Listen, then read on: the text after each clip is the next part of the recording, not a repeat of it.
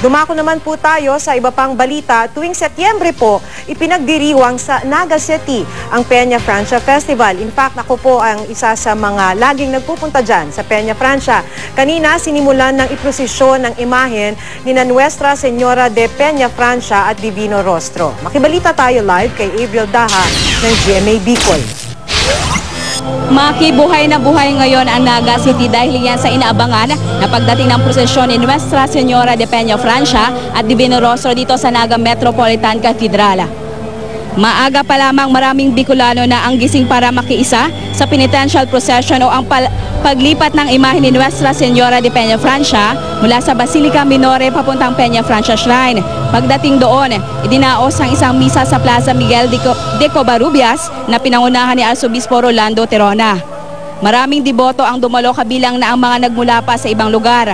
Sa mga oras na ito, mula sa Peña Francia Shrine nagsimula na ang taunang traslasyon o pagdadala sa imahe ng Mahal na Ina at Divino Rostro dito sa Naga Metropolitan Cathedral. Isa lamang ang traslasyon sa malalaking religious activities para sa Peña Francia Festival. Sa Metro Naga Cathedral, magsasagawa ng mga misa at novena sa loob ng 9 na araw. Sa huling araw ng novena, ibabalik na ang imahe ni Ina at Divino Rostro sa Basilica Minore sa pamamagitan ng taunang fluvial procession sa Naga River. Tulad ng mga nagdaang taon, inaasahang dadagsain ito ng mga deboto.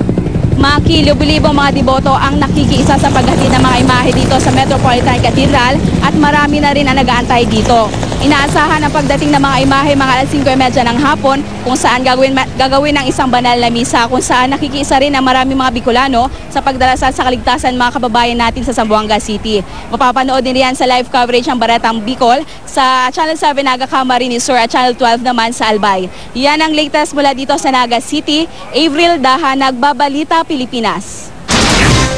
Antabayanan ng iba pang balita, magbabalik ang Balita Pilipinas ngayon.